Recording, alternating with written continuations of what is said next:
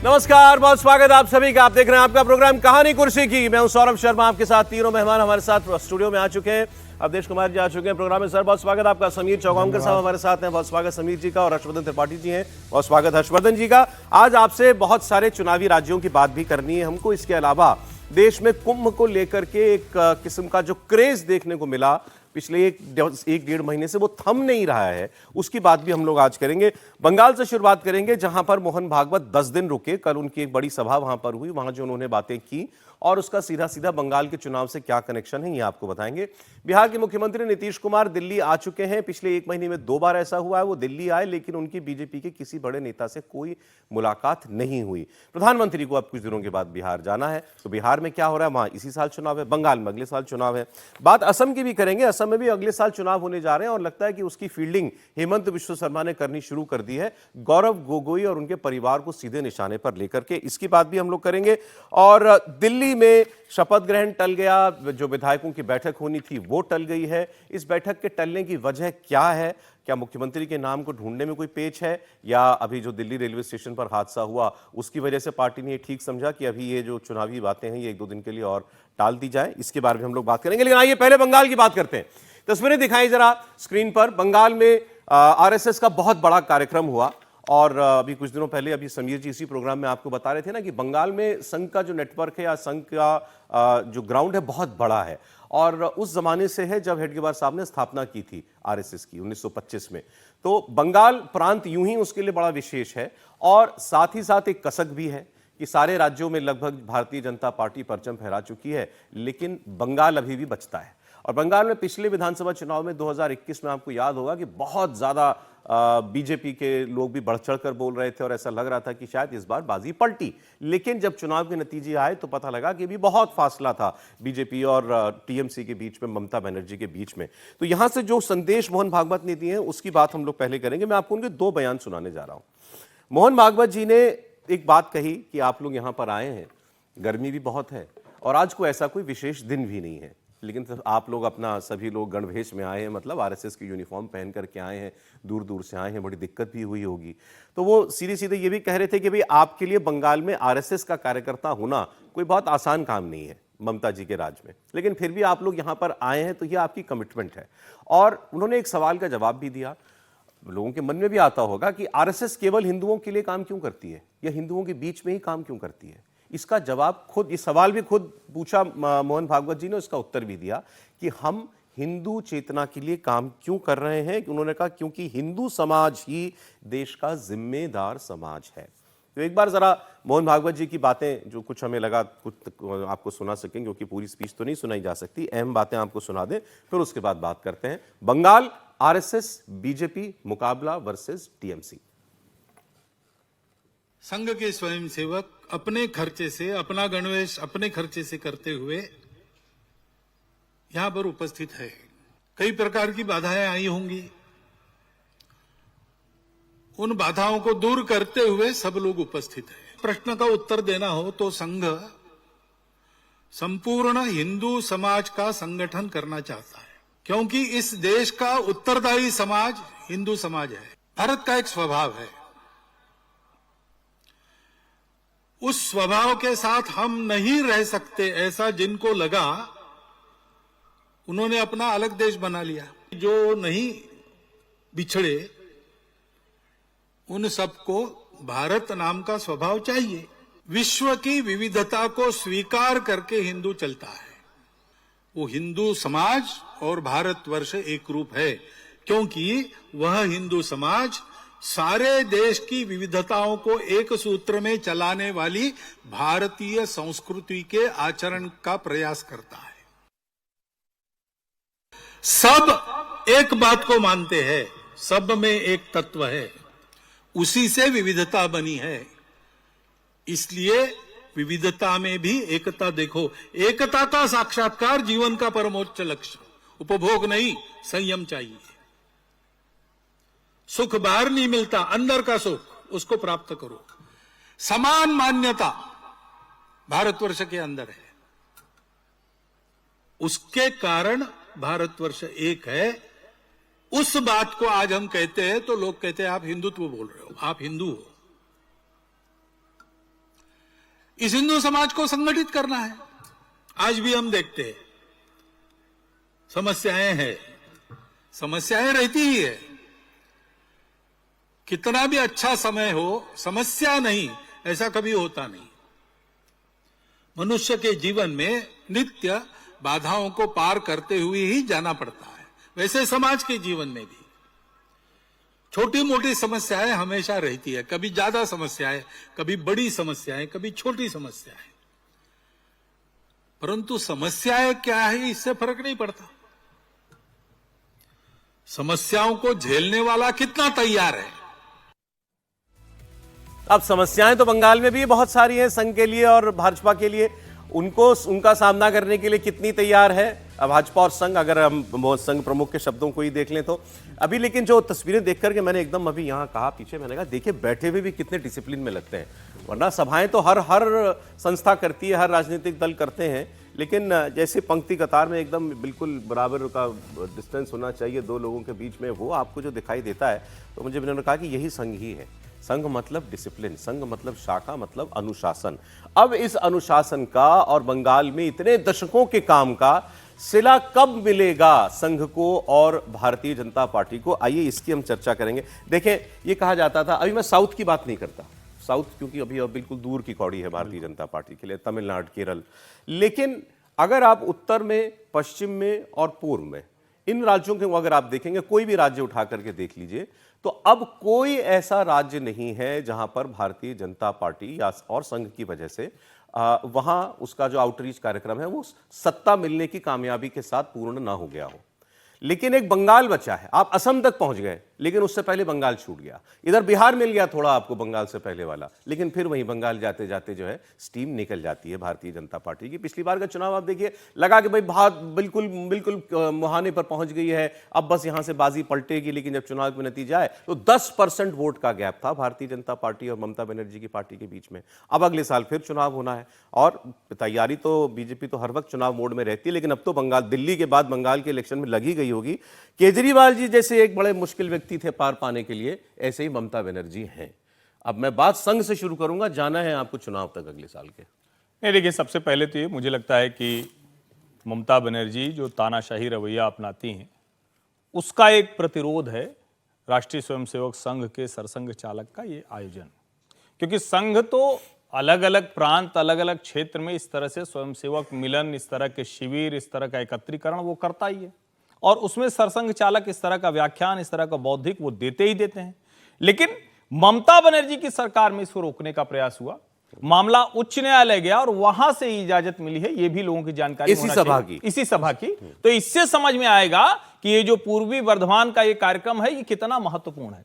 अब बंगाल जैसे राज्य में, और जब मैं बंगाल जैसे राज्य कह रहा हूं तो ये दिल्ली नहीं है, ये मीडिया के लाइमलाइट में नहीं है। हम लोग भी इस पर चर्चा तब कर रहे हैं जब आरएसएस के सरसंघ चालक मोहन जी वहां अपना बौद्धिक दे रहे हैं। हम चर्चा तब करते हैं जब कुछ घटना हो जाती है, हम चर्चा तब करते हैं जब आरजी कार हो जाता है, हम चर्चा तब करते हैं जब कोई मंत्री पकड़ा जाता है, हम चर्चा तब करते हैं जब 45 करोड़ एक घर में मिलता है, हम चर्चा तब करते हैं जब रैकेट बनता है, हम चर्चा तब करते हैं जब शरिया लागू करने का एक विधायक बोल देता है कि ये तो मुसलमान वाला होता तो भाई यहां तो शरिया से ही चलता है, जब एक ने खुलेआम सड़कों पर एक महिला को पीट दिया था। उस बंगाल में ये हो रहा है। तो आप जब इस संदर्भ से देखेंगे तो आप जरा सोचिए कि जिस बंगाल में चुनाव के तुरंत बाद, विधानसभा चुनाव हुआ 2021 में, उसके तुरंत बाद लोगों को भागकर असम जाना पड़ा, तब के राज्यपाल, आज के उपराष्ट्रपति महोदय, वो जाकर वहां मिलने जाते हैं कि क्या स्थिति। वहां स्वयंसेवक जब निकला होगा अपने घर से और इस मैदान तक पहुंचा होगा, इस जगह तक पहुंचा होगा, तो उसको आप समझिए, तो उन बाधाओं, उन संघर्षों की बात मोहन जी कर रहे थे। पहली बात तो ये। दूसरा, भारतीय जनता पार्टी कहां खड़ी है? निश्चित तौर पर भारतीय जनता पार्टी को संघ के सामाजिक प्रबोधन से बड़ा लाभ मिलता है। यानी समाज में जो संघ अच्छा विचार, हिंदू एकत्रीकरण, ये सब करता है, तो उससे भाजपा को राजनीतिक लाभ मिलता है, क्योंकि दूसरे जो दल हैं वो इसको बढ़ने नहीं देना चाहते। अब यहीं आइए तो बंगाल का समझ में आ जाएगा। यानी हिंदू एकता, हिंदू एकत्रीकरण वो नहीं चाहते हैं। बंगाल की जो डेमोग्राफी है वो बहुत अनुकूल नहीं है। जो जितने सीमावर्ती इलाके हैं उन सब में स्थिति है, और कलकत्ता में भी इवन कि मुस्लिम पॉपुलेशन बहुत ज्यादा है, जिससे फिरहाद हकीम जैसे लोग ये कह देते हैं कि हम मुस्लिम माहौल बनाएंगे। वहां भाजपा की ये चुनौतियां हैं। एक लाइन में ममता पश्चिम बंगाल के अंदर 30% मुस्लिम वोट है, जो डिवाइड नहीं होता, पहले होता था लेकिन अब वो लेफ्ट और कांग्रेस की तरफ नहीं जाता है। तो आप समझ लीजिए ममता बनर्जी 30 से शुरुआत करती हैं। किसी भी चुनाव में 45% वोट एक ऐसा आंकड़ा माना जाता है जिसको अगर आप छू लें तो भाई सत्ता फिर आपसे कहीं दूर नहीं जाती। तो इसके लिए ऐसा सोचे तो ममता बनर्जी को पूरे overall left 70% non Muslim vote का 15% तो चाहिए। वहां से उनकी शुरुआत होती है हर चुनाव में। 3 टर्म की मुख्यमंत्री हैं और चौथे टर्म लोगों उनकी पार्टी तो दावा करती है कि एक नया रिकॉर्ड बनाएंगी ममता बनर्जी मुख्यमंत्री बनने का। देखिए, चुनाव की दृष्टि से आप देख सकते हैं और उसका कारण यह है कि कम से कम संघ के स्वयंसेवक कार्यकर्ता भी पश्चिम बंगाल में इस समय तृणमूल कांग्रेस को तो वोट नहीं दे सकते। सामान्यतः दूसरे राज्यों में थोड़ा बहुत विभाजित होता है, लेकिन तृणमूल कांग्रेस में संघ का कार्यकर्ता बीजेपी के अलावा ही वोट देता है। क्यों? केरल में दोनों भाग में वोट जाता है। अभी हम अनुशासन की बात कर रहे थे। नहीं, अनुशासन में राजनीतिक अनुशासन नहीं है कि आप किसको वोट दे। संघ के संविधान पहले नहीं बना था, जब दबाव डाला तो संविधान में एक ही पंक्ति है कि संघ का स्वयंसेवक किसी भी राजनीतिक दल का सदस्य बन सकता है, उसकी देश बाह्य निष्ठा नहीं और हिंसा में विश्वास नहीं करता। चलिए, अच्छा, ठीक है। ये उसमें मुझे लगता है वो नंबर बहुत कम होता होगा। हाँ, ये बात इससे मैं आपके सहमत हूं, चूंकि इस समय तो और भी चूंकि नैरेटिव और बाकी जो संघर्ष है उसमें देश में विचारधारा के आधार पर स्पष्ट विभाजक रेखा खिंच गई है, तो उसमें स्वयंसेवकों को भी कठिनाई आती है। लेकिन पश्चिम बंगाल तो एक विशिष्ट विभाजक रेखा के कारण है, जहां स्वयंसेवकों को, हिंदुओं को, अलग अलग हिंदू संगठनों को इस प्रकार से मार झेलनी पड़ती है जैसे इस समय बांग्लादेश में हो। कई बार तो पाकिस्तान की तरह की स्थिति पैदा होती है, लोगों को वहां से पलायन करने पड़े हैं, अलग अलग गए हैं पंचायतों के चुनाव के बाद। और पश्चिम बंगाल इसलिए भी टीस है कि जैसा आपने आरंभ में ही समीर जी को कोट किया था, क्योंकि राष्ट्रीय स्वयंसेवक के संस्थापक वही से डॉक्टर की शिक्षा ले रहे थे और जो सभी क्रांतिकारी संगठनों की मॉनिटरिंग हेड बॉडी थी अनुशीलन समिति, उससे वो जुड़े हुए थे और क्रांतिकारियों से उनके संपर्क थे, वहां बैठ के करते थे। और उसी के कारण जब वो नागपुर वापस आए और कांग्रेस में शामिल हुए तो वहां से क्रांतिकारी भी छिपने के लिए भागकर उनके घर में आते थे। अवधेश जी, वजह से मतलब कहने का मतलब ये बीजेपी आज भले ही हमको उस लेवल पर मजबूत ना दिखाई देती हो, या आप कह लेंगे अगले 5 वर्ष पहले तक बहुत ताकत नहीं दिखती थी, लेकिन संघ की ताकत हमेशा रही बंगाल में ग्राउंड पर। जनसंघ के संस्थापक भी वही थे ना। बिल्कुल। सुभाष चंद्र बोस देश छोड़ने के पहले डॉक्टर हेडगेवार से मिलने गए थे कि भाई, क्योंकि बंगाल के रिश्ते थे, लेकिन डॉक्टर साहब बीमार पड़े हुए थे। उन्होंने कहा कि तो संघ की ताकत में कोई कमी बंगाल में नहीं है, फिर कहां आ जाती है अड़चन? नहीं, लेकिन इस समय क्या है कि जैसे पहले कम्युनिस्टों में थे, ये ममता बनर्जी के शासन आने के बाद जिस ढंग से गांव-गांव में विरोधी कार्यकर्ताओं पर दमन हुआ है, अत्याचार हुआ है, अगर किसी ने हमारे विरुद्ध वोट डाल दिया तो उसका जीना मुश्किल हुआ, घरों में आग लगा दी गई है, तो वहां काम करना कठिन हुआ है। लोगों को उठाकर के धर्म परिवर्तन किया गया है, लड़कियों को उठा के निकाह किए गए हैं, इसके कारण वह समस्या बढ़ी है। और पिछले चुनाव में जो संघ ने मूल्यांकन किया था वो ये किया था कि जो एक साइलेंट रीगिंग पश्चिम बंगाल में होता है कि चुनाव के 4, 5, 6 दिन पहले से एक वातावरण बनाया जाता है कि हमारे विरुद्ध अगर मतदान किया तो इसकी खैर नहीं है, और लोग या तो डर से मतदान करने जाते नहीं है, जाते हैं तो मजबूरी में वोट देते हैं, कार्यकर्ता खड़े नहीं होते हैं, और साइलेंट रीगिंग एक तृणमूल कांग्रेस के पक्ष में मतदान होने का बड़ा कारण होता है। अब समीर जी बताएं, संघ और बंगाल, पहले तो ये रिश्ता हमको बताएं, और अब हमने लोकसभा चुनाव के बाद से इस बारे में बहुत सुनना शुरू किया और चर्चा आप लोगों के साथ भी बहुत हुई है कि चुनाव के बीच में संघ कैसे एक्टिव होता है। महाराष्ट्र, हरियाणा और अब दिल्ली उसका पूरा उदाहरण है। अब मैं ये नहीं कह रहा हूं कि पहले नहीं होता होगा, लेकिन ये बताओ, अब मुस्कुरा रहे हैं आप, लेकिन इतनी चर्चा इससे पहले कभी हुई क्या कि संघ ने इतनी बैठकें की महाराष्ट्र में या दिल्ली में, इतनी बैठकें की? आप लोग अभी बात करना शुरू किया है। तो बंगाल की स्टेज इस वक्त कैसी बिछी हुई है? देखिए, बंगाल हमेशा से संघ के लिए एक संवेदनशील राज्य रहा है। बंगाल के अलावा केरल भी एक ऐसा राज्य रहा है जहां संघ को लगता है कि ये 2 राज्य हमें किसी भी स्थिति के अंदर वहां एक हमें हिंदुत्व को सुरक्षा देना है और वहां भारतीय जनता पार्टी की सरकार बनना चाहिए।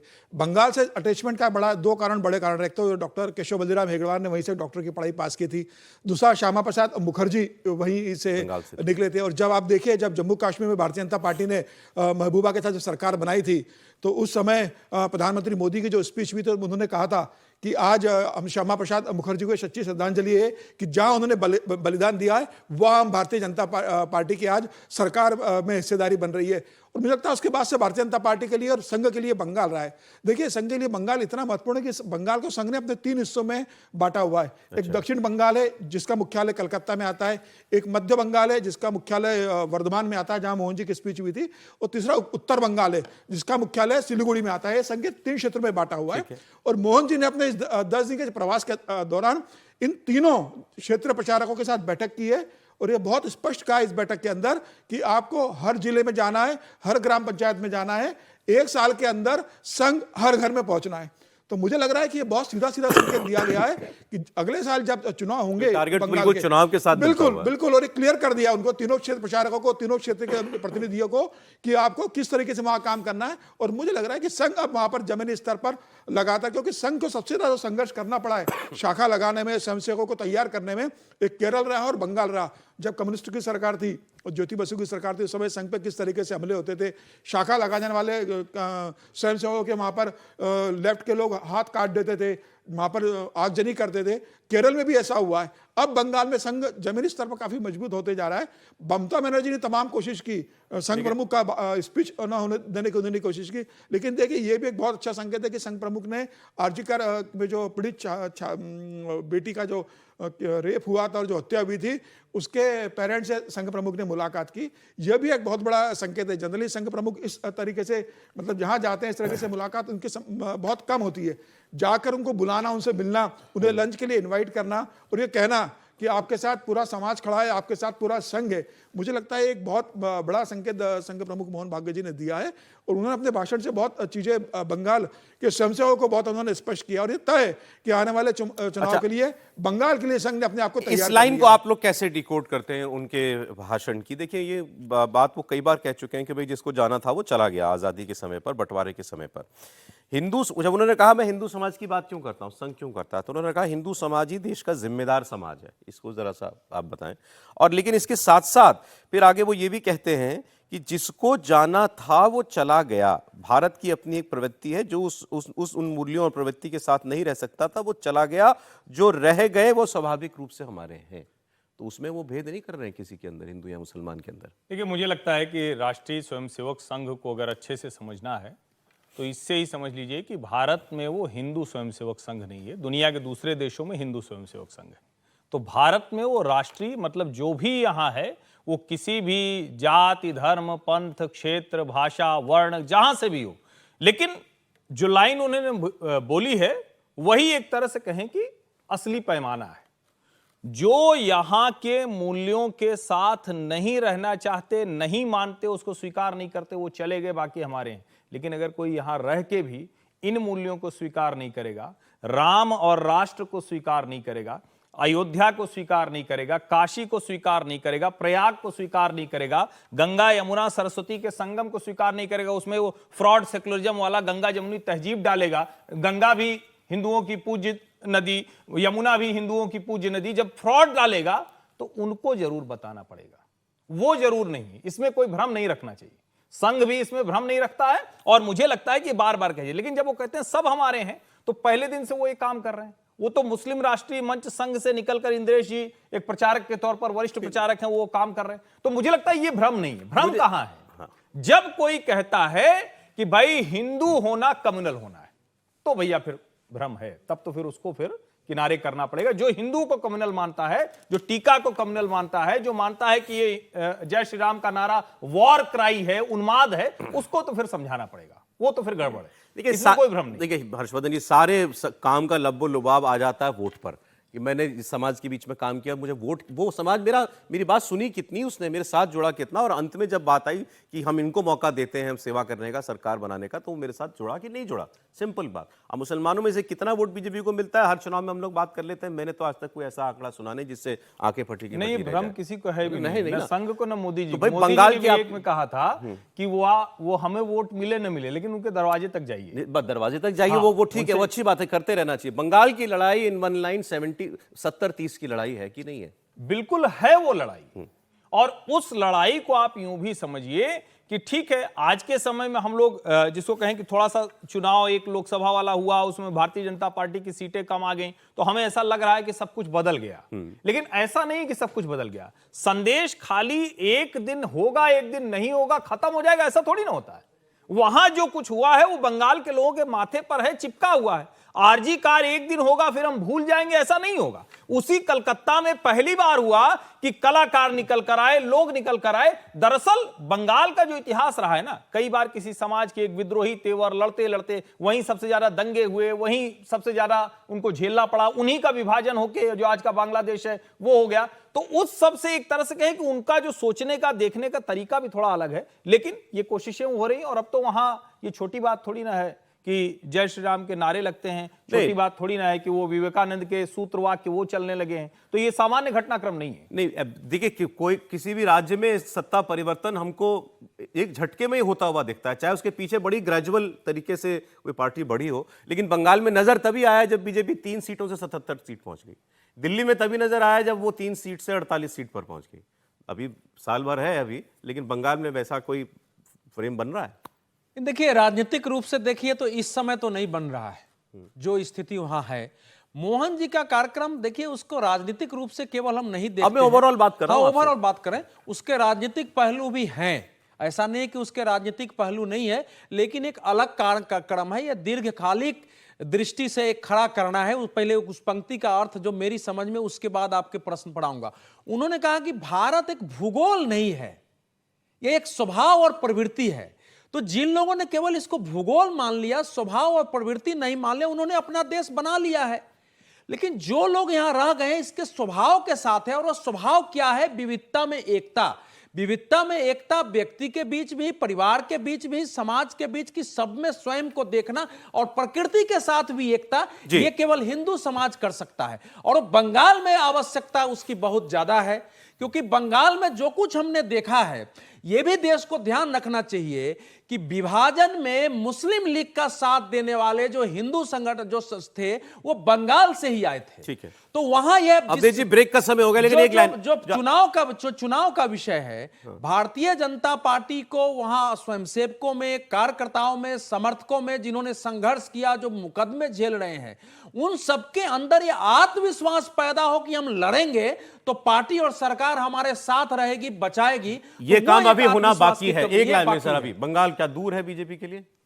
नहीं, मुझे नहीं लगता कि बहुत दूर होगा। देखिए, जिस तरीके से एक पहले आसाम के लिए कहा जाता है कि आसाम बीजेपी के लिए बहुत दूर है। आसाम में भारतीय जनता पार्टी ने अब सरकार बनाई, और आसाम जैसे स्टेट में भारतीय जनता पार्टी इतनी स्ट्रांग है कि लोकसभा में और विधानसभा में बहुत बेहतर प्रदर्शन करती है।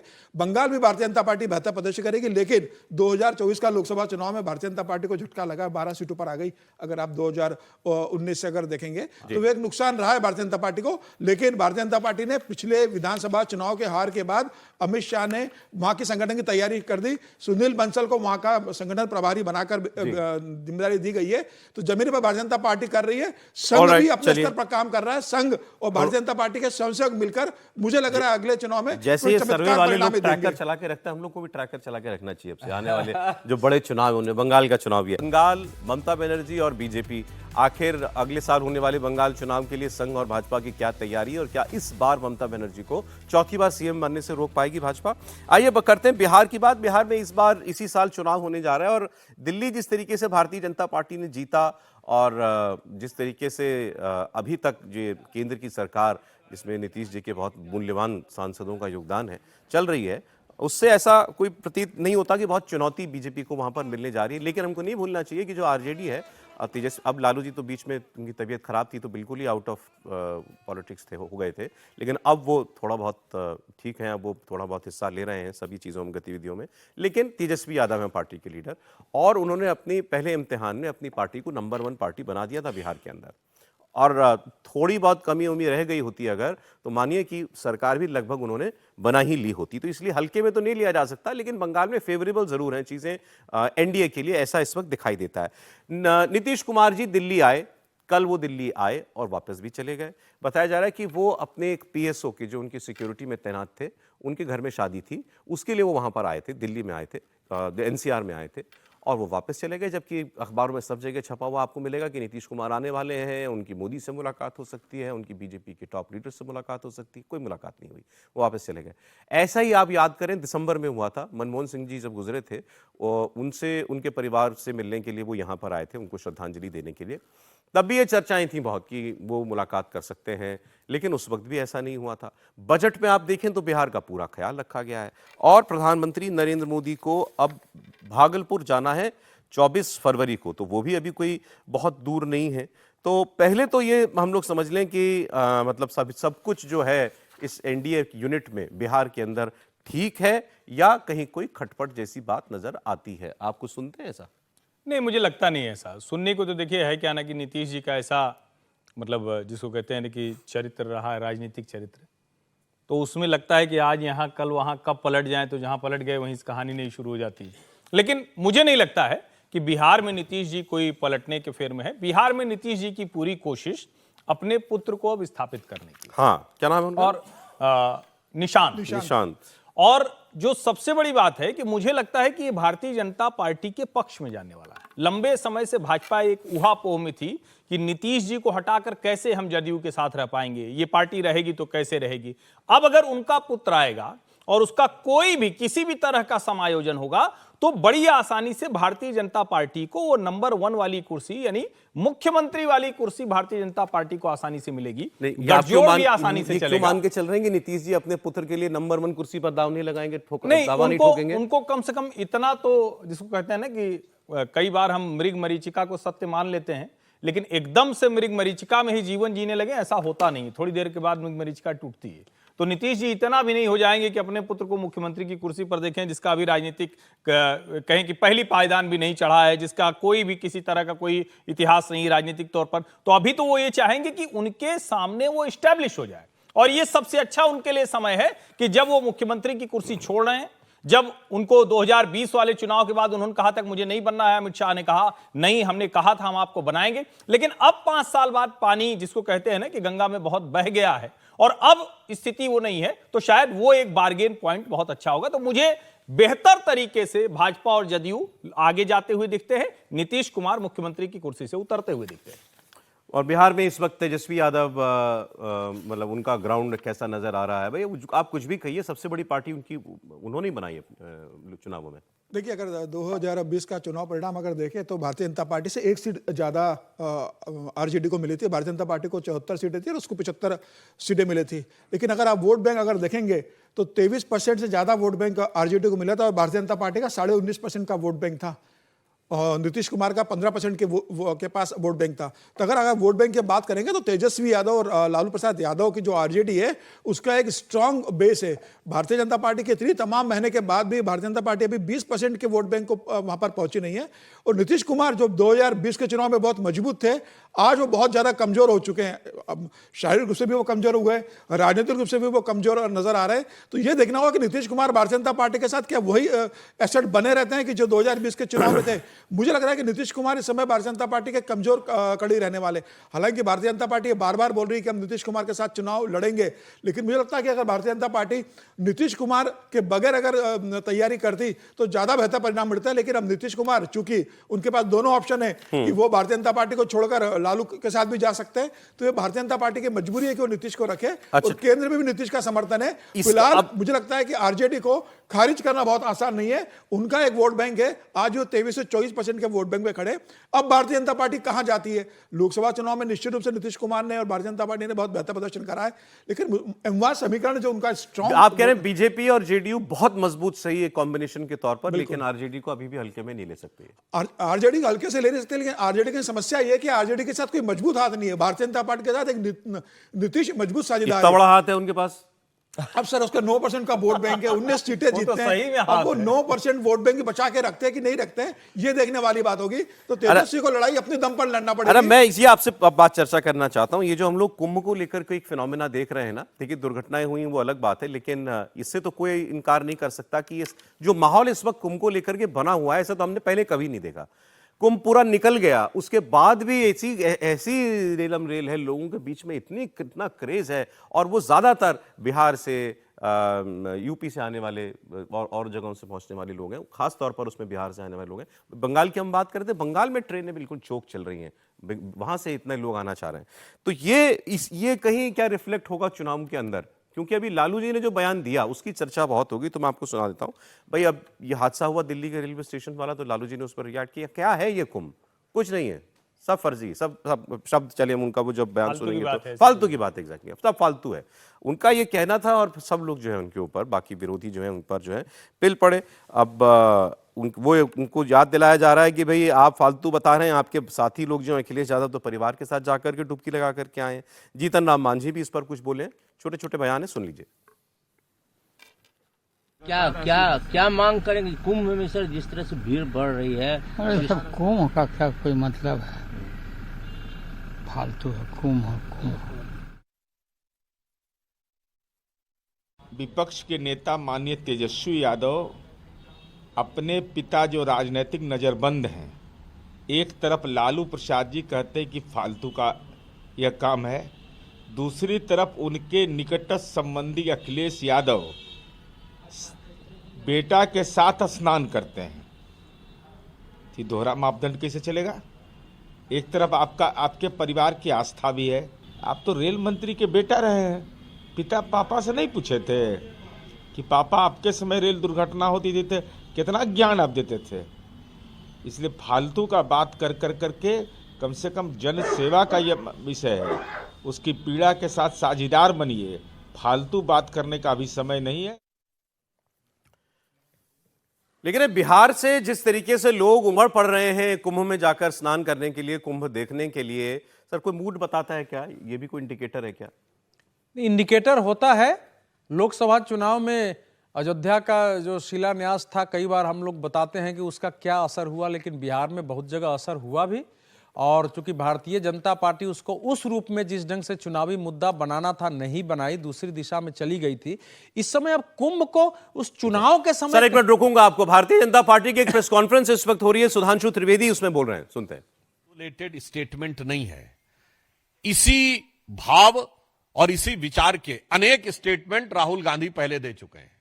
याद करिए, राहुल गांधी जी ने विदेश में क्या कहा था कि चाइना ने बड़ा संघर्ष करते हुए ऊपर उठने का उदाहरण प्रस्तुत किया है उन चुनौतियों के बीच से। आपको याद हो अभी कुछ दिन पहले के अपने विदेशी दौरे में क्या कहा कि चाइना ने अनएम्प्लॉयमेंट को बहुत अच्छे तरीके से टैकल किया है, जबकि फैक्ट ऑफ द मैटर है इस समय चाइना में एम्प्लॉयमेंट रेट 24% है। 2023 में जनवरी से लेकर जुलाई के बीच में अनएम्प्लॉयमेंट रेट वहां पर बढ़ते बढ़ते हो गई 17-18%, और उन्होंने फिर जुलाई 23 से जनवरी 24 डाटा देना बंद कर दिया, फिर डाटा का बेस चेंज किया और जनवरी से लेकर अगस्त के बीच में किया, फिर बदले बेस पर भी वो 24% हो गई। मगर राहुल गांधी जी को उसमें बहुत महान चीज नजर आती है। फिर याद करिए, यही लोग कहते थे कि चाइना में प्रेस फ्रीडम इंडेक्स में हमसे ऊपर है, जबकि चाइना के डिफेंस मिनिस्टर ली शॉन्गफू गायब हो गए, चाइना के फॉरेन मिनिस्टर क्विंग गैंग गायब हो गए, वहां की सबसे बड़ी कंपनी अलीबाबा के चीफ जैक मा गायब हो गए, परंतु इनको उसमें भी नजर आता था। अब आप आइए, इसके बाद उन्होंने कहा कि इकोनॉमिक ग्रोथ बहुत शानदार की गई है। ये सारे स्टेटमेंट्स हैं, और इकोनॉमिक ग्रोथ की फैक्ट ऑफ द पोजीशन यह है कि 2024 में दुनिया की सबसे बड़ी रियल एस्टेट कंपनी जो एक चाइनीज कंपनी थी एवरग्रांड, उसकी लिक्विडिटी हो गई। हांगकांग कोर्ट ने कह दिया लिक्विडेट कर दिया जाए। चीन के ह्यूनान प्रोविंस में कई बैंक्स बैंकरप्ट हो गए, कितनी रियल एस्टेट कंपनीज बैंकरप्ट हो गई, that is one other thing.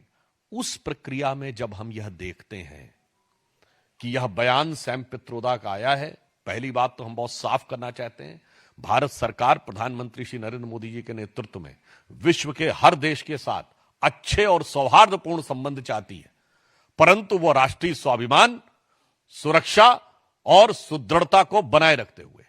अब इसके बाद उनका यह बयान कहना, तो मैं पूछना चाहता हूं, यह गलवान के शहीदों का अपमान है कि नहीं? मैं कांग्रेस पार्टी से सीधे पूछना चाहता हूं। गलवान में जो हुआ, हमारे 20 सैनिक बलिदान हो गए, और उसके बाद यदि आपका ओवरसीज का चीफ इस प्रकार की भाषा बोलता है तो यह निंदनीय है, भर्त्सना योग्य है, और यह भारत और भारतीय सेना, भारतीय सैनिकों के बलिदान का घनघोर अपमान है। इसलिए मैंने आपसे बात कही कि यह एक पूरा सीक्वेंस ऑफ इवेंट है। जिसमें सैम पित्रोदा बोलते हुए नजर आ रहे हैं। वैसे ऑन द रेफरेंस मैं आपको पहले बता दूं, बोल चुका हूं तो एक बार रिमाइंड भी कर दूं। वैसे आपको पता है भारत में एक दौर ऐसा भी था जब चीन को हमने सैनिकों को चावल प्रोवाइड किए थे। 21 जून 1952 को जवाहरलाल नेहरू की प्रेस कॉन्फ्रेंस में उनसे पूछा गया कि आपने क्या चीन की सेना को रसद प्रदान की है, तो उन्होंने कहा हाँ हमने थोड़ी मात्रा में की है, पर वो हजारों टन चावल था, और कहा इसलिए कि उनको बहुत जरूरत है। अभी सुधांशु त्रिवेदी की जो प्रेस कॉन्फ्रेंस थी, आपको बता दूं सैम पित्रोदा जो ओवरसीज कांग्रेस के मुखिया हैं, उन्होंने अभी एक स्टेटमेंट दिया है। उन्होंने कहा है कि मैं समझ नहीं पा रहा हूं कि चीन से आखिर खतरा क्या है। मुझे लगता है कि इस मुद्दे को हमेशा बढ़ा चढ़ाकर दिखाया जाता है क्योंकि अमेरिका का स्वभाव दुश्मन बताने का है। मुझे लगता है कि अब समय आ गया है जब सभी देश एक साथ आए और टकराव ना करें। उनसे सवाल जो हुआ था प्रधानमंत्री नरेंद्र मोदी और अमेरिकी राष्ट्रपति डोनाल्ड ट्रंप की मुलाकात को लेकर के पूछा गया था, जिसमें उन्होंने कहा है कि भारत को चीन को अब अपना दुश्मन नहीं मानना चाहिए। उसी पर आप ये प्रतिक्रिया बीजेपी की देख रहे थे कि गलवान के शहीदों का अपमान नहीं तो क्या है ये बयान। चुनाव के नतीजे आए, अब इतने दिन हो चुके हैं, 8 तारीख को नतीजे आ गए थे, आज 17 फरवरी, पूरे 10 दिन हो गए। 10 दिनों में आखिर ऐसा क्या है, इतना वक्त लग रहा है बीजेपी को अपने विधायकों में से ही अगर चुनना है किसी एक को मुख्यमंत्री, तो फिर इतनी देर क्यों है? पहले कहा गया कि प्रधानमंत्री जो हैं विदेश दौरे पर चले गए थे, अब वो भी वापस आ गए हैं। अब लगातार मशवरा ही हो रहा हो, ये भी समझ में नहीं आता। और अगर ऐसा है तो फिर आप मतलब कोई नाम पे कोई पेज फंसा हुआ है, राय बटी हुई है, या तो ये मतलब है। जैसे अभी दिल्ली में एक हादसा हुआ दिल्ली रेलवे स्टेशन पर, तो शायद उस वजह से कार्यक्रम टाला गया हो, ऐसा भी कुछ लोगों का कहना है। पहले ये था कि विधायक दल की बैठक 17 फरवरी यानी आज हो जाती और कल शपथ ग्रहण हो जाता। अब जो जानकारी आई है ये कार्यक्रम परसों तक के लिए टाल दिया गया है, 19 तारीख तक के लिए, और 20 तारीख को शपथ ग्रहण हो सकता है। शपथ ग्रहण रामलीला मैदान जैसे वेन्यू पर भी हो सकता है, इसकी भी चर्चा चल रही है। तो ये सारी बातें हम करेंगे। मैं आपको 3 स्टेटमेंट सुना रहा हूं क्योंकि अब मुख्यमंत्री नहीं बना, 10 दिन हो गए, तो आम आदमी पार्टी भी जो है इसमें आहुति देगी ही। तो आतिशी जी जो है पूर्व मुख्यमंत्री, उनका क्या कहना है, और 2 विधायक जो चुन करके आए हैं बीजेपी के, ओपी शर्मा और अभय वर्मा, इनके बयान भी हैं। 9 तारीख, 10 तारीख, 11 तारीख, 12 तारीख, 13 तारीख, 14, 15, 16, 17, आज 10 दिन बीत गए हैं, लेकिन भारतीय जनता पार्टी मुख्यमंत्री पर निर्णय नहीं ले पाई है।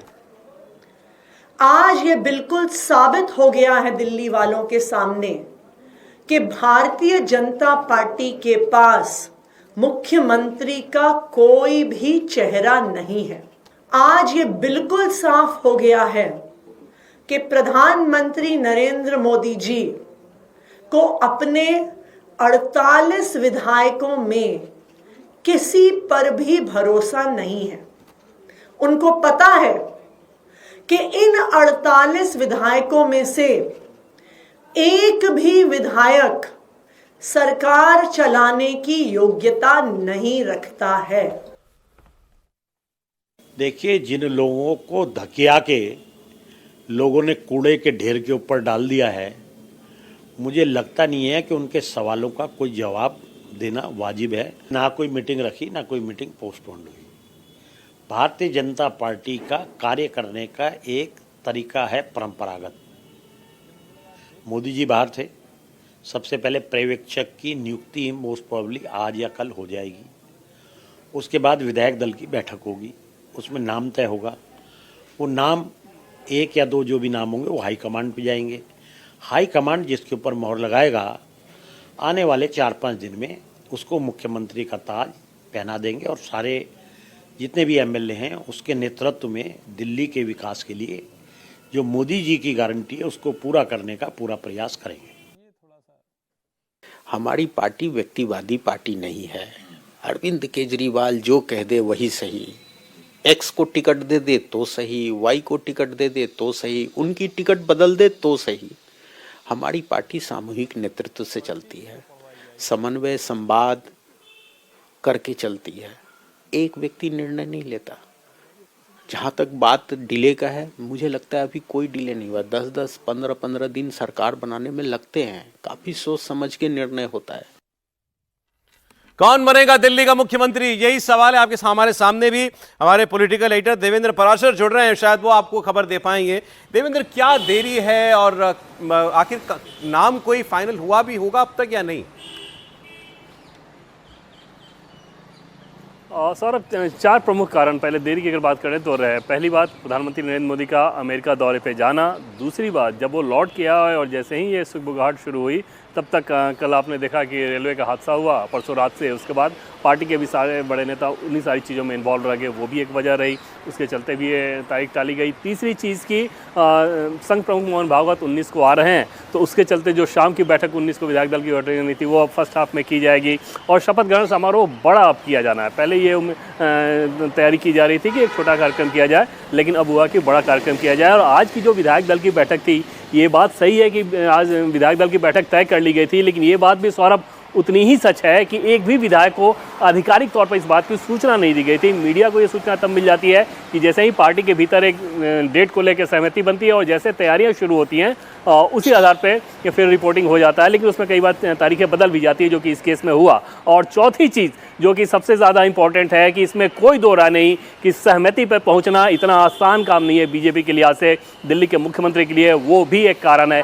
एकदम से अगर ऑब्वियस चॉइस होता तो ये शायद प्रधानमंत्री के लौट के आने के साथ तुरंत ये कार्यक्रम कर दिया जाता, तो क्योंकि उसमें बहुत विचार मीमांसा करनी है और हर नाम के साथ देखें जो 3-4 प्रमुख नाम हैं सौरभ, उसमें सबके साथ प्लस और माइनस दोनों ही हैं, इसलिए पार्टी फूक फूक कर कदम रख रही है और थोड़ा वक्त लग रहा है। हालांकि कई राज्यों में आपने सौरभ ऐसा देखा होगा कि बीजेपी लंबा वक्त लगाती है अच्छे मैंडेट के बावजूद मुख्यमंत्री का चयन करने में, दिल्ली भी अपवाद नहीं है।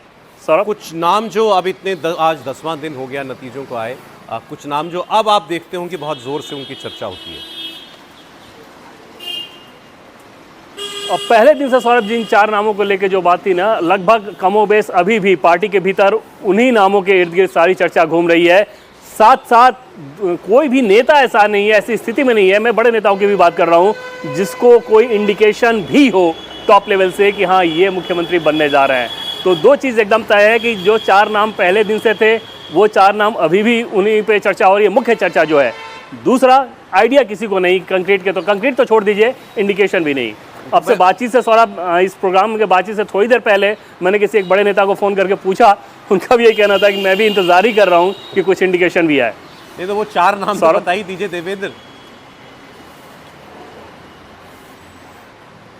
वो तो पहले दिन से सर हम लोग चर्चा कर रहे हैं कि एक प्रवेश वर्मा, दूसरा आशीष सूद, मतलब कास्ट के हिसाब से सोचिए कि जाट बनाना हो तो प्रवेश वर्मा, अगर पंजाबी बनाना हो तो आशीष सूद, इसके अलावा बनिया अगर बनाना हो तो रेखा गुप्ता या जितेंद्र महाजन, जो कि रोहतास नगर के दूसरी बार के विधायक हैं और विद्यार्थी परिषद की उनकी भी पृष्ठभूमि रही है, पार्टी के एक बड़े महासचिव उनकी बहुत ज़ोरदार वकालत कर रहे हैं। तो और महिला बनाना हो तो रेखा गुप्ता। तो इन 3-4 नाम के इर्द गिर्द ही पूरी की पूरी बातचीत घूम रही है। इसके अलावा जिन नामों को आप सुन रहे हैं सौरभ, और उसका कोई बहुत मतलब नजर नहीं आ रहा है ग्राउंड पे, उनके बारे में कोई ठोस राजनीतिक तर्क भी नजर नहीं आ रहा है। देवेंद्र, बहुत शुक्रिया आपका। आज भी फिर कुछ नया अपडेट तो लग ही रहा है। ये नाम भले ये पुराने हो, लेकिन अब 10 दिन से अगर 4 ही नाम घूम रहे हैं तो आप समझिए कि मतलब मुमकिन है इन 4 में से ही कोई हो। समीर जी के पास कोई इसके अलावा खबर है तो बताएं। ये तो यही 4 नाम जो हम पहले से बात कर रहे हैं, रेखा गुप्ता, जितेंद्र महाजन, परवेश वर्मा, आशीष सूद। देखिए, मैंने पहले भी कहा था कि जो 48 विधायक है उसमें से कोई बनेगा। एक से ये रामलीला मैदान की तस्वीरें हैं। बिल्कुल, रामलीला मैदान में बहुत अच्छा है कि रामलीला, आपने रामलीला मैदान भी ले लिया। रामलीला मैदान से आम आदमी पार्टी का जन्म हुआ था, जहाँ पे अन्ना आंदोलन की शुरुआत हुई थी, और वहाँ भारतीय जनता पार्टी कर रही है। मुझे लगता है एक बहुत अच्छा होगा और एक अरविंद केजरीवाल के लिए भी एक सबक होगा यहाँ पर शपथ ग्रहण होना। ऐसा लग रहा है बीजेपी आम आदमी पार्टी की सारी यादें बिठा देना चाहती है। बिल्कुल, निश्चित रूप से इसके अंदर। और देखिए, यमुना सफाई शुरू भी हो गई है, अभी सरकार नहीं बनेगी, यमुना की सफाई की शुरुआत हो चुकी है। देखिए, कई और नाम, मुझे लगता है कि दलित नाम पर भी भारतीय जनता पार्टी विचार कर सकते है, क्योंकि भारतीय जनता पार्टी के पास कोई भी दलित मुख्यमंत्री नहीं है। तो मुझे लगता है कि रविंद्र इंदिरा सिंह जो बयाना से जीते हैं इस बार, रविंद्र इंद्रराज सिंह बवाना से जीते हैं, सुरक्षित से जीते हैं, उनके नाम की भी मुझे लगता है कि एक संभावना बन रही है, क्योंकि दलित मुख्यमंत्री भारतीय जनता पार्टी के पास फिलहाल कोई है नहीं, तो वो एक दलित के नाम पर हो सकते हैं। हालांकि बाकी और भी काम टेंट वाले पहुंच गए, मतलब शपथ ग्रहण तो जल्दी हो रहा है। नहीं, अब शपथ ग्रहण की तैयारी में तो समय लगेगा। बैठक तो क्या, भारतीय जनता पार्टी कल विधायक दल की बैठक बुलाएगी, 15 मिनट में नाम डिक्लेयर हो जाएगा, उसके बाद तो शपथ ग्रहण होना है, तो उसको समय लगता है। विधायक दल की बैठक में समय नहीं लगेगा, समय तो इस काम में लगता है कि बड़ा होने वाला है। 1 लाख लोगों को बुलाया जाएगा, सारे एनडीए के मुख्यमंत्री आएंगे, सारे उप मुख्यमंत्री आएंगे, तो मुझे लग रहा है एक बड़ा कार्यक्रम होगा। जैसा हमेशा से होता है कि जिस भी राज्य में मुख्यमंत्री का शपथ ग्रहण होता है तो सारे एनडीए घटक दल, भारतीय जनता पार्टी के सभी मुख्यमंत्री, उप मुख्यमंत्री रहते हैं, सहयोगी दलों के सारे मुख्यमंत्री वहां आते हैं। केजरीवाल जी ने 3 बार रामलीला मैदान में शपथ ली मेरे ख्याल से। नहीं, पहली बार ली थी, दूसरी बार नहीं ली थी, दूसरी बार नहीं ली थी। पहली बार उन्होंने जरूर रामलीला मैदान में ली थी, दूसरी बार उनका मोह भंग हो गया था, उन्होंने कहा मैं नेता बन गया हूं, तो उन्होंने अपने हिसाब से किया था। अब ये देखने वाली बात होगी कि अरविंद केजरीवाल को इन्विटेशन जाता है, वो जाते हैं कि नहीं जाते हैं। आतिशी जरूर बोल रही थी कि अभी 10 दिन हो गए, लेकिन आतिशी को यह भी तो बताना चाहिए कि आज चुनाव परिणाम आके 10 दिन हो गए, विधायक दल का नेता कौन है आम आदमी पार्टी का? क्या आम आदमी पार्टी ने विधायक दल का नेता तय कर लिया है कि विधायक दल का नेता कौन होगा? कम से कम वो तय कर लें। नहीं होंगे, तय करें ना, विधायक दल की बैठक बुलाए, डिक्लेयर करे ना कि भाई आप सवाल खड़े कर रहे हैं, तो कम से कम आपका जवाब तो तैयार होना चाहिए कि हमारी बैठक हो गई है, अरविंद केजरीवाल ने तय कर दिया है, मैं विधायक दल की नेता बन गई हूं। आप डिक्लेयर तो करो। आप अपने 22 विधायक को तय नहीं कर रहे हैं, आप भारतीय जनता पार्टी से पूछ रहे हैं। ये देरी आपके लिए एक्सप्लेनेबल है क्या? नहीं, मुझे लगता है कि किसी भी स्थिति में अगर ये कहें कि जो भी तर्क हैं या जो भी बातें हैं वो स्वाभाविक हैं, उसकी वजह से कहा जा सकता है, लेकिन इतना भी ये मतलब जिसको कहते हैं ना कि इसको जायज ठहराने की कोशिश नहीं होनी चाहिए। भारतीय जनता पार्टी अगर सरकार बनाने में देर करे और इतनी देरी हो जाए, आप परिणाम आने के बाद सचमुच इतने दिन हो गए हैं, ठीक है, आतिशी का ये प्रश्न पूछना उनका अधिकार इसलिए नहीं बनता क्योंकि उनकी पार्टी का खुद ही नेता नहीं तय है, लेकिन हाँ, जनता तो जरूर चाहती है कि जब सरकार चुन लिया उसने तो आप नेता चुनिए, मुख्यमंत्री घोषित करिए। प्रधानमंत्री जी को सब कुछ बताया जा सकता है, प्रधानमंत्री जी जब अमेरिका गए थे तब भी, जब लौट कर आए तब भी। हाँ, ये 2 दिन में मान सकता हूं जो ये दुर्घटना हुई, इस 2 दिन में तो ठीक बात है कि आपने थोड़ा टाला, क्योंकि वो एक संवेदनशील, ये भी वजह बन जाती है। लेकिन तो साफ है कि मैं इसे ठीक नहीं मानता हूं कि 10-10, 15-15 दिन तक कोई सरकार न बने, और वो भी आपकी पूर्ण बहुमत की सरकार है। अब ये तो हर कोई जानता है ना, ठीक है, जो सहमति भी बनानी है, देवेंद्र ने कही कि भाई ये जो नाम आ रहे हैं, नाम हर नाम के साथ प्लस माइनस दोनों जुड़ा हुआ। बिल्कुल दुरुस्त बात है। ये तो चुनाव लड़ाते वक्त ही पता था। ये तो जब आपने प्रत्याशी चयन किया, ये मैं बिल्कुल नहीं मानता हूं। सारे प्रत्याशी चयन करते आपको हर एक के प्लस माइनस पता है, हर सामाजिक समीकरण पता है, किससे क्या लाभ हानि होगा ये पता होगा, किसको आपने क्या कह के कहां उतारा है ये पता है, और अंत में सब जानते हैं कि भारतीय जनता पार्टी में जब एक बार निर्णय हो जाएगा तो उसे सब मानेंगे। मेरा ये मानना है इन 2 दिनों को छोड़कर बाकी की देरी ठीक नहीं। एक बात ये भी आप मतलब हमको चर्चा करनी चाहिए, चुनाव में उतारा सो ठीक, अब आप जिसको मुख्यमंत्री बनाओगे आप उसको 5 साल के लिए पूरी केजरीवाल के सामने उतार रहे हो। उसकी एक एक बात जो अरविंद केजरीवाल जो राज्य ही निकाल के बताएंगे, जो राज्य ही आधा है, जिस राज्य में एलजी साहब ने सफाई शुरू करा दी हो, उस राज्य में कोई मुख्यमंत्री उसको केजरीवाल से क्यों लड़ना होगा? और केजरीवाल तो इसी को तो प्लस पॉइंट बनाते थे कि हमारे सामने कौन है, चेहरा बताओ। इसका मतलब चेहरा भाजपा है, कमल है। सर कोई नाम चर्चा में? नहीं, नाम जो आए हैं उसमें सब नाम आ गए हैं, क्योंकि उसकी चर्चा भी आपके कार्यक्रम में हो चुकी है कि भारतीय जनता पार्टी में ये बहुत चिंता का विषय था। एक व्यूअर का सर आया मैसेज आया, आप ही से पूछना, please discuss Smriti Irani ji name also. नहीं, स्मृति ईरानी जी के नाम पर इसलिए विचार नहीं कर सकते कि वो दिल्ली में विधानसभा चुनाव ही नहीं लड़ी, जबकि कहा गया उनसे चुनाव लड़ने के लिए। ऐसी चर्चाएं हैं कि उनसे कहा गया, चर्चाएं केवल मीडिया में थी, लेकिन ऐसा नहीं था कि उनको कहा गया उन्होंने नहीं लड़ा। डिसिप्लिन कार्यकर्ता है, अगर उनको कहा जाता तो अवश्य चुनाव लड़ती। पहले दिल्ली से वो लोकसभा चुनाव लड़ ही चुकी है कपिल सिब्बल जी के विरुद्ध चांदनी चौक से, और उसमें पराजित हुई थी। देखिए, थोड़ा सा समय लगने से निश्चित रूप से प्रश्न खड़ा होता है, और लोगों में बहुत दिन बाद भारतीय जनता पार्टी की सत्ता आई है तो लोग चाहते इतना समय आप क्यों ले रहे हैं, क्योंकि चुनाव परिणाम 11 बजे के बाद लगभग स्पष्ट होने लगा था 8 फरवरी को, और उसी समय प्रधानमंत्री नरेंद्र मोदी जी, गृह मंत्री अमित शाह जी और इन सब के दिमाग में चलने लगा होगा कौन कौन नाम हो सकता है, तो उसका फैसला होना चाहिए। लेकिन अरविंद केजरीवाल जी चुनाव हारे हैं, उनकी विपक्ष के रूप में राजनीति क्या होगी अभी सामने स्पष्ट नहीं है। और भले हर्षवर्धन जी कहे जो भी मुख्यमंत्री होगा उसका सामना तो अरविंद केजरीवाल से होगा, जिसकी राजनीति और जिसके तौर तरीके अनएक्सपेक्टेड होते हैं। वो क्या झूठ को सच, सच को झूठ क्या बोलेंगे, और अभिनय कला में इतने निष्णात और पारंगत हैं कि उनका और अफवाह और झूठ फैलाने में कि उनका सामना करना होगा। सेकंड जो ये है कि अगर भारतीय जनता पार्टी का केंद्रीय नेतृत्व इसको एक बड़ी विजय के रूप में जो है भी दिल्ली के केंद्र से, जिसे कि प्रधानमंत्री ने लघु भारत मिनी इंडिया कहा है, देश की राजनीति की दृष्टि से और देश के भविष्य की दृष्टि से कोई संदेश और संकेत देना चाहती है तो थोड़ा बहुत समय लगने में हर्ज नहीं है। समय से पहले हो जाता बहुत अच्छा है। उस ढंग से आपको इसको प्रस्तुत करना है और यहां से कुछ संदेश देना है। ठीक है सर, एक डेटा है, क्योंकि हम लोग बात कर रहे हैं चुनाव की तो इसकी हम लोग बात करनी चाहिए। ये डेटा है कोडेमो और पीपल्स पल्स का सर्वे का। अच्छा, ये चुनाव निकल गया, लेकिन ये आपको चुनाव के बिहेवियर के बारे में, पैटर्न के बारे में कुछ अच्छी बातें बताता है। ये कुछ लोगों एकेडमिक इंटरेस्ट हो सकता है इसमें लोगों का। ये बता रहा है 25 दिसंबर से 4 फरवरी, 5 फरवरी को वोटिंग हुई थी, 25 दिसंबर से लेकर 4 फरवरी तक वोट कैसे बदला बीजेपी वर्सेस आम आदमी पार्टी। तो उसमें कुछ तिथियां भी हैं उसके अंदर। जैसे 25 दिसंबर को ये बता रहा है कि 2% गैप था वोट में, 46.6 पर आम आदमी पार्टी और 44.6 पर बीजेपी थी 25 दिसंबर 2024 को। इसके बाद धीरे धीरे बीजेपी का ग्राफ बढ़ता गया, आम आदमी पार्टी का डाउन होता गया और लगभग आप देखिए 10 जनवरी के आसपास उसने कहा, ये सर्वे कह रहा है कि वोट बराबरी पे आ गया था 10 जनवरी में, यानी कि वोटिंग से 25 दिन पहले। और उसके बाद बीजेपी एक स्टेडी ग्रोथ पर चलती रही। क्रॉस करने के बाद लगभग 25 जनवरी के आसपास ये वोट जो है 46% पर पहुंच गया था, जहां जो एक्चुअल वोट उसको मिला है। और 48% जो है 4 फरवरी का कहना है कि 48% उनको लग रहा था बीजेपी को मिलना चाहिए, आम आदमी पार्टी को 40% वोट मिलना चाहिए था। लेकिन ये अपने एक्चुअल वोट से तो ये भी, इनका ट्रैकर भी थोड़ा सा इधर उधर हो गया। 8% बता रहे हैं। नहीं देखिए, लेकिन इतना सच है कि जब बीजेपी चुनाव मैदान में उतरी थी तो विजय को लेकर के आश्वस्त नहीं थी। यही कह रहे थे कि हम हारे या जीते, चुनाव बेहतर तरीके से लड़ेंगे।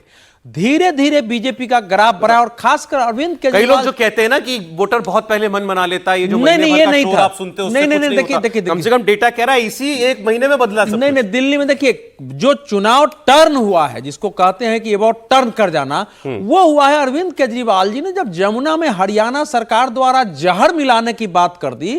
तो इनको पहले उम्मीद नहीं थी कि इतना बड़ा मुद्दा बन जाएगा, लेकिन उसके बाद जमुना, पर्यावरण, सड़क, सारे विषय ऐसे मुद्दा बने हैं कि फिर उनको से पहले बीजेपी पीछे थी, आप ही मान रहे हैं? ये मान तो मुझे नहीं लगता, मुझे लगता है कि अरविंद केजरीवाल के खिलाफ जमीनी स्तर पर नाराजगी पहले से दिख रही थी और जनता ने मूड बना लिया था कि इस बार केजरीवाल किसी भी हालत में नहीं चाहिए, क्योंकि 10 साल का उनको तो शासन था। जिस तरीके से उन्होंने लापरवाही की, यमुना सफाई नहीं की, जिस तरीके से उनके बयान आ रहे थे, और मुझे लग रहा है तय हो गया था। और 1 तारीख को जब बजट आया 1 फरवरी को, उसके बाद तय हो गया था कि भारतीय जनता पार्टी सरकार बनाने जा रही है। और जमीनी स्तर पर अरविंद केजरीवाल पहले 4 महीने पहले से लगातार नाराजगी दिख रही थी। आतिशी मुख्यमंत्री के बनने के बाद भी कोई बड़ा काम नहीं हुआ। जिस तमाम आपने घोषणाएं करी, कोई आपने जमीनी पर से उतारने की कोशिश नहीं की। तो मुझे लग रहा है कि ये तय था कि अरविंद केजरीवाल जब हारेंगे, और जनता ने पहले ही मूड बना लिया था। लेकिन वोट परसेंट का अंतर इतना नहीं है। अगले चुनाव में हम लोग इस चर्चा को अंत तक संघर्ष बिहार का चुनाव आएगा। गौरव गोगोई असम से सांसद हैं और उनके पति माफ कीजिएगा, उनके पिता तरुण गोगोई जो है लंबे वक्त तक असम के चीफ मिनिस्टर रहे, बड़े सीनियर नेता थे। उनको अवार्ड भी दिया मोदी सरकार ने। लेकिन अब गौरव गोगोई को बीजेपी अपने निशाने पर ले रही है उनकी पत्नी की वजह से। इनकी पत्नी का नाम है एलिजाबेथ कॉलबर्न या एलिजाबेथ गोगोई आप कह लीजिए।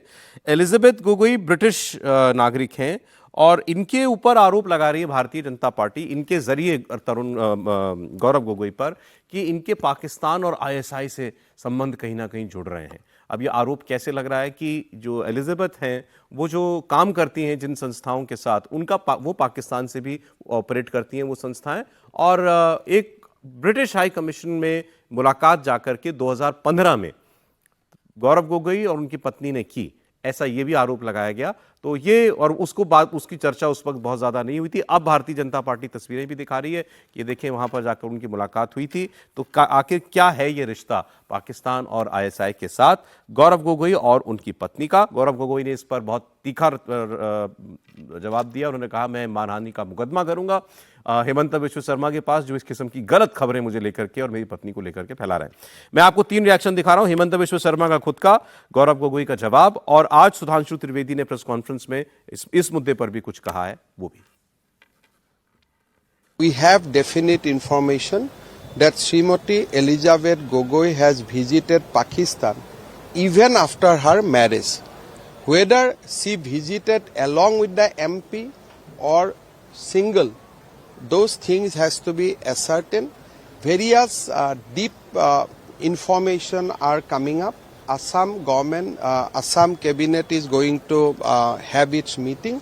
Probably in that meeting we are going to take a decision of creating a SIT, because until and unless regular case is not registered, we will not be able to verify the passport and visa of the alleged person involved in this. Congress के वरिष्ठ नेता और लोकसभा में उपनेता श्री गौरव गोगोई का जिस प्रकार के जॉर्ज सोरस के इस फाउंडेशन के साथ कनेक्शन नजर आता है, पाकिस्तान की एम्बेसी में उनकी बातचीत की फोटो, पाकिस्तान की दूतावास में मधुर मनोभावों के साथ वार्तालाप करते हुए और भारत में आकर भारतीय सेना, भारतीय वायुसेना, भारतीय अर्धसैनिक बलों के विरुद्ध कटुतापूर्ण शब्दों का इजहार करते हुए ये बातें अब बहुत साफ दिखाई पड़ती हैं कि देश के ऊपर आघात करने के एजेंडा बहुत साफ है कि विदेशी शक्तियों के लिए जो भारत के विरोधी शक्तियां हैं, उनके लिए कांग्रेस की मोहब्बत की दुकान है। मुख्यमंत्री में के मन में कुछ चिंता है और वो होना स्वाभाविक है, क्योंकि मुख्यमंत्री डरे हुए हैं और डर के कारण हर दिन अपनी स्थिति को वो बदलते रहते हैं। पहले दिन कुछ कहेंगे, उसके दूसरे दिन कुछ और कहेंगे, उसके तीसरे दिन कुछ और कहेंगे, उसके चौथे, पांचवें, छठे, सातवें दिन पे कुछ और कहेंगे। और ये आप खुद आप देख सकते हैं कि पहले दिन क्या बोलते थे और कल क्या बोलते थे।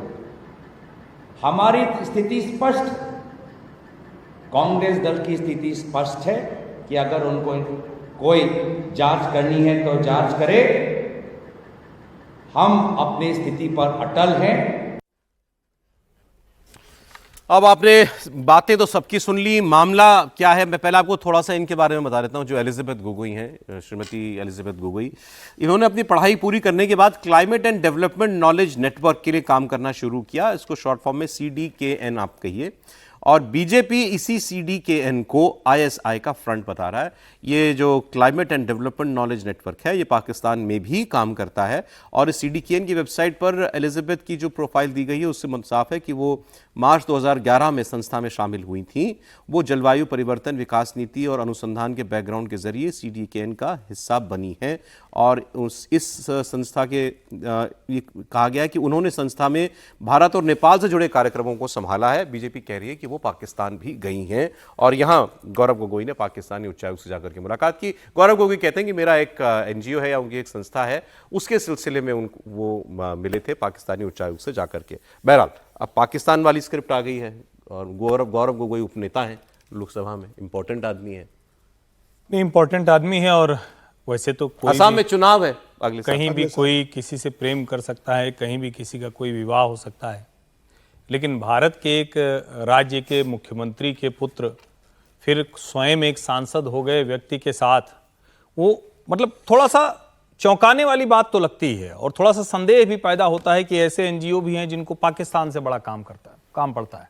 भारत जैसा देश है, यहां काम करने वाले, यहां जो लोग हैं उनको छोड़कर आपको पाकिस्तान पर काम करना पड़ रहा है या उनके उच्चायुक्त से कोई मुलाकात करनी पड़ रही है। जो आरोप हैं वो बड़े गंभीर हैं कि पाकिस्तान की योजना आयोग के जो सदस्य हैं, सलाहकार, उनके साथ ये जो एलिजाबेथ गोगोई हैं, जो ब्रिटेन में जन्मी है, ब्रिटिश नागरिक है मूल रूप से ये, और वो उनके साथ काम कर रही होती हैं।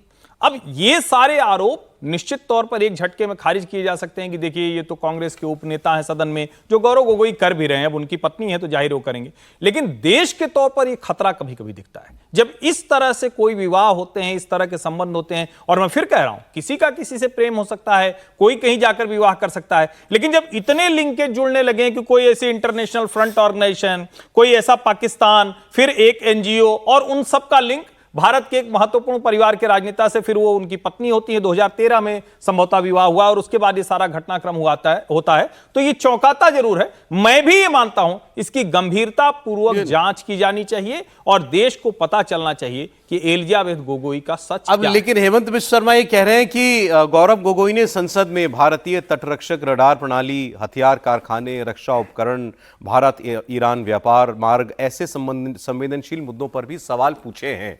अब वो इम्प्लाई करना चाहते हैं कि वो गौरव गोगोई जो है वो अब कहीं से कोई प्लांटेड सवाल या किसी का हित दिमाग में रख करके ऐसे सवाल तो नहीं पूछते करेगी ना। अब अगर राहुल गांधी विदेश में जाकर कहेंगे कि भारत में लोकतंत्र समाप्त हो रहा है, अमेरिका और यूरोपीय यूनियन के देश बेखबर हैं, और उसका डोनाल्ड ट्रंप की सरकार जो वहां उसका फंडिंग रोकती है और उस फंडिंग को क्या किया जाता है, भारत में वोटर टर्नआउट बढ़ाने के लिए हमारे देश की संस्थाएं क्या कम पड़ गई थी, तब लगता है कि हाँ यार कुछ तो गड़बड़ है, कुछ तो कहीं संदेह ने 21 मिलियन डॉलर दिए भारत में वोटर टर्नआउट बढ़ाने के लिए। खैर हाँ सर, कुछ दम है कहानी में। निश्चित रूप से असम में चुनाव होगा और भारतीय जनता पार्टी को उसका फायदा मिलेगा और भारतीय जनता पार्टी उसी दृष्टिकोण से इस मामले को उठा रही है। देखिए, कांग्रेस को विदेशी मूल का मुद्दा तो कांग्रेस को सोनिया गांधी के समय से परेशान करता रहा है। उसके बाद जब भोपाल गैस त्रासदी हुई, वॉरेन एंडरसन भगाए गए, उस समय आरोप लगा। फिर बोफोर्स में कॉकरोची का क्या रोल रहा, उसको सोनिया गांधी के लिंक करके कहा गया कि इसमें किस तरीके से भूमिका रही है। तो विदेशी मूल का मामला है और जब अब असम में चुनाव आ रहे हैं और एक वो पूर्व उप मुख्यमंत्री पित्रोदा ने कह दिया चीन आपका दुश्मन नहीं है, चीन से क्यों आप लोग, बिल्कुल, तो निश्चित रूप से ये सब चीजें जो है वो कांग्रेस को नुकसान देगी। और असम में चुनाव है, गोगोई परिवार तो वहां पे एक बड़ा प्रसिद्ध परिवार रहा है, कांग्रेस के मुख्यमंत्री रहे, बेटे अभी बड़े नेता है, गौरव गोगोई सदन में उपनेता है। उन्हें बड़ा मुश्किल होगा इन सब बातों को से मुक्ति पाना। चुनाव में एक परसेप्शन बनता है, अगर हेमंत बिश्व शर्मा इस बात को बोल रहे हैं, जनता के सार्वजनिक रूप से बोल रहे हैं, तो निश्चित रूप से भारतीय जनता पार्टी इसे चुनाव में लेकर जाएगी। अब कांग्रेस इस मामले को कैसे असम चुनाव के पहले निपटाती है देखने वाली बात होगी। फिलहाल कांग्रेस के लिए बहुत मुश्किल होगा और मुझे लगता है अगर अभी सवाल इतना क्या ये कोई ऐसा हल्का मामला है, क्योंकि कांग्रेस और गौरव गोगोई कह रहे हैं कि भाई हेमंत बिश्व शर्मा यही कर सकते हैं। देखिए, ऐसा है कि पाकिस्तान और उससे जुड़ी हुई अनेक ऐसी संस्थाएं और लोग रहे दुनिया में भी रहे जो भारत में अपने लोगों को फीड करना, यहाँ के नेताओं का उपयोग करना कई बार उनके न जानते हुए भी हुआ है। और हमने अमेरिका में फाई के बारे में देखा ही था कि हमारे देश के पत्रकार लोग भी उसके गेस्ट बन के गए थे, वहां सेमिनार में भाग लेते थे, और पाकिस्तान के ISIS का था, बाद में अमेरिका में भाई उनकी पत्नी एक संस्था में काम करती है, उसका नहीं पाकिस्तान में भी काम है। नहीं वही बता रहा हूं क्या है कि एलिजाबेथ ये जो इनका नाम है एलिजाबेथ कॉलबर्न, हाँ कॉलबर्न, पहली बात तो यह कि 2015 में Gaurav Gogoi first time MP थे और इनकी संस्था तो स्टार्टअप जो है पॉलिसी फॉर यूथ था। तो जब उस समय अब्दुल बासित ने भारत पाकिस्तान संबंधों पर चर्चा में इनको इनवाइट किया था, उसके बाद जो आदमी बाद में देखने को मिला कि घोर भारत विरोधी था, तो मतलब बाद में तो भारत कर ही आ गया ना। भाई वहां सुनिए, वहां बहुत सारे पत्रकारों को पैसे के जगह पर जो लोग जाते हैं बताते हैं गुप्त रूप से उनकी पत्नी सोना, उनकी जो पत्रकारों की पत्नियां जाती थी उनके पैकेट में डाल दिया करती थी। 2 का तो मुझे आंखों देखा, बताया, मैं नाम नहीं अभी ले सकता हूं। तो ऐसे खेल चलता, सोना दे दिया करता था, सोना पैसे बिल्कुल आंख से देखा हुआ। मैं भी उस दिन जाना था पाकिस्तान उच्चायोग में, किसी ने बुलाया था कि आप भी आइएगा, कुछ खेल दिखाऊंगा, मैं पहुंच नहीं सका था। तो ये घटना थी वहां। तो द हिंदू में देखिए लेख प्रकाशित हुआ था जिसमें BSF के अवैध जो बांग्लादेशी से कैसे निपटते उसकी घोर आलोचना की गई थी, फोकस किया गया था उस पर। उसी ढंग से जब गौरव गोगोई मिलने गए थे तो वो जरूर संसद के विदेशी समिति के संसद सदस्य थे, लेकिन पार्लियामेंट को इसकी जानकारी नहीं थी कि वो हाई कमिश्नर से मिलने गए हुए हैं। पार्लियामेंट में इसकी कोई जानकारी नहीं थी। उसी ढंग से आपने अभी लिया ही है नाम उनको करने के लिए। लेकिन जो मूल बात आई है कि क्लाइमेट एंड डेवलपमेंट नॉलेज जो नेटवर्क है उसकी वेबसाइट पर जो उस पर लेख सब है भारत और नेपाल में और बाकी चीजों पर, जलवायु परिवर्तन पर, बाकी चीजों पर, उसमें भारत से विरुद्ध बहुत सारी बातें हैं और इससे अनेक संदेह अब ये एक बड़ा मुद्दा लेकिन बन रहा है, केवल असम में नहीं, आपने प्लांटेड है कहीं से पैसे लेके भारत विरोधी जो है अभियान में लोग शामिल रहे हैं। बीजेपी राष्ट्रीय स्तर पर इस मामले को जो है वो उठा रही है। अब जरा कुंभ की बात हम लोग कर लेते हैं। कुंभ में भीड़ कम क्यों नहीं हो रही? अभी आप लोग में से बहुत से लोग प्लान करने का सोचते होंगे हम कुंभ जाएं, फिर खबरें आ जाती हैं कि अरे भाई यहाँ तो ट्रेनों में देखिए इतनी मारामारी है। अभी जो दिल्ली में हादसा हुआ है ये वो सारी भीड़ कुंभ जाने वाली ही तो थी, वो हादसा किसी और वजह से हुआ लेकिन भीड़ तो कुंभ की थी। ये तस्वीर आप जो भी अभी देख रहे हैं अयोध्या की तस्वीर है। जब से कुंभ शुरू हुआ है अयोध्या में उसी अनुपात में जबरदस्त भीड़ है। भाई प्रयागराज में तो मेले के लिए अलग जगह है, पूरा मैदान सब कुछ है, लेकिन अयोध्या और बनारस वहां दोनों जगह भी जबरदस्त भीड़ आपको दिखाई दे रही है। और ये भीड़ बंगाल से आती है, बिहार से आती है, यूपी के अलग अलग हिस्सों से आती है, एमपी से आती है, दक्षिण से लोग आ रहे हैं। क्यों नहीं खत्म हो रहा है ये रेला? हिंदू चेतना के जागरण का काल है। पहले आपने इतने कुंभ देखे, ऐसा तो कभी नहीं हुआ ना? न ऐसा कुंभ देखा, न ऐसी व्यवस्था देखी, लेकिन जिस व्यवस्था को किया गया उससे भी कई गुना आया। तो वो ट्रैफिक अव्यवस्था भी देखी, वो भीड़ भाड़ भी देखी, वो मारामारी भी देखी। और देखिए, मैं बार बार कहता हूं कि मैंने 2001 से अब तक सारे कुंभ अर्धकुंभ कवर किए, जिसको अब कुंभ और महाकुंभ सरकारी शब्दावली में कहा जाता है, वरना पहले कुंभ और अर्धकुंभ कहा जाता था। ये व्यवस्था सारे सबक लेकर की गई है, लेकिन अब उससे ज्यादा सबक है। आप सोचिए कि जो हम लोग कहते हैं कि अच्छा भाई क्यों प्रयागराज में भीड़ इकट्ठा होगी, तो सारे बाहर स्टेशन बना दिए, सुबेदारगंज, शिवकी, फाफामऊ, झूसी, वो सारी व्यवस्था की। अब इसके आगे की जरूरत है, पूरा देश आध्यात्मिक चेतना से एक जगह मैं इसी की बात करना चाहता। आप उसकी व्यवस्था, आज मैं व्यवस्था की बात कर नहीं रहा नहीं, उसको करना इसलिए पड़ेगा, लेकिन जनता जो निकल रही है उसको कष्ट कम से कम हो भाई। लेकिन ये हिंदू चेतना के जागरण का 13 जनवरी को शुरू हुआ, 26 फरवरी को खत्म हो जाएगा। इस लिहाज से अगर आप देखेंगे तो अब क्या 10 दिन रह गए कुंभ में।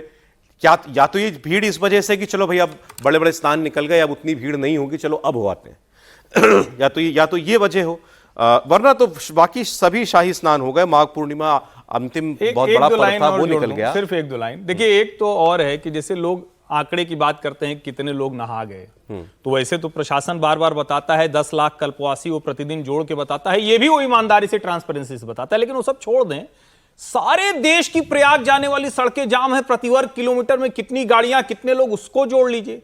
और इस देश को बार बार लोग कहते हैं कि देखिए अनएम्प्लॉयमेंट है, पैसा नहीं है, ये है, तो आप जरा ये देख लीजिए कि हर व्यक्ति अपनी गाड़ी उठा के चला जा रहा है, तो बिना तेल लगे। और इस देश की अर्थव्यवस्था को इस 1.5 महीने के कुंभ ने 3 लाख करोड़ तो अनुमान लगा रहे हैं सरकारी। मेरा यह मानना है देश के हर राज्य की अर्थव्यवस्था का आज की तारीख में जो केंद्र है वो प्रयागराज का कुंभ है। और जब हम कुंभ कहते हैं तो सिर्फ एक कुंभ नहीं है, अयोध्या में जो स्थिति बदली है, काशी में जो स्थिति बदली है, मथुरा में जो स्थिति बदली है, विंध्यवासिनी धाम बन रहा है नया विंध्याचल में, नैमिषारण्य में बन रहा है, इस सरकार ने जो व्यवस्थाएं बड़ी की है उसको लोग लेकर भी लोगों को लगता है कि वहां जाना चाहिए। मैं उत्तर प्रदेश में तो एक नई किस्म की अर्थव्यवस्था खड़ी हो गई है, धार्मिक अर्थव्यवस्था, तो कहना चाहिए ऐसे। यही तो देखिए, नेतृत्व की यही दृष्टि होती है कि उत्तर प्रदेश और वैसे ऐसे अन्य स्थल जहां की सबसे बड़ी ताकत वहां के तीर्थ स्थल रहे, उनको आप विकसित करेंगे तो आपको बहुत बड़ी बड़ी फैक्ट्रियों की आवश्यकता नहीं है। उसका एक उदाहरण आपको देता हूं कि अगर आपके घर में शादी विवाह है तो आप कभी एक बार वस्त्र खरीदेंगे, एक बार प्रसाद खरीदेंगे, एक बार कुछ खरीदेंगे। ये धार्मिक तीर्थ यात्राओं में प्रतिदिन इन सब की बिक्री होती है और एक चक्र चलता है, लोग आते हैं जाते हैं। ये जिसको लेकिन अचानक कहां से ऐसा आस्था उबाला? नहीं, अचानक नहीं होता है। देखिए, जब देश का जागरण होता है, सांस्कृतिक पुनर्जागरण ऐसे ही होता है। अयोध्या में हमने देखा, वहां से एक शुरुआत दिखी कि अयोध्या में हुआ। आप अगर वाराणसी में गोवा से 10 गुना ज्यादा 22 करोड़ लोग एक वर्ष में आ रहे हैं और अयोध्या में 16 करोड़ लोग आ रहे हैं, तो इस देश को की आंखें खुलनी चाहिए कि हमारी शक्ति कहां है। राम मंदिर को लेकर के जो ज्वार था उससे तो खैर कई गुना मुझे उसका आंकड़ा से वो तो ध्यान दिलाऊं, वो तो छोटी जगह, तो छोटी जगह के समय 1.5 से 2 लाख औसत जाते थे। जिस दिन मकर संक्रांति थी उस दिन 3 दिनों में 50 लाख लोग अयोध्या पहुंचे, 10 लाख लोग काशी पहुंचे, 6 लाख लोग विंध्याचल गए और 1 लाख लोग नैमिषारण्य। समय इतना ही था, लेकिन बहुत अच्छा है जो हो रहा है, बहुत स्वागत योग्य है, बहुत खुश करने वाला है। बस ऐसी ही व्यवस्था भी उसी स्तर की पहुंच जाए, बिल्कुल होनी चाहिए। भारत जो कि इस बार बहुत बेहतर थी पिछली बार से, लेकिन हर अनुमान से आगे जाकर के लोग वहां पर पहुंचे, आपने देखा। बहुत शुक्रिया अवधेश जी, समीर जी, हर्षवर्धन जी, बहुत धन्यवाद आपका। कल फिर मिलते हैं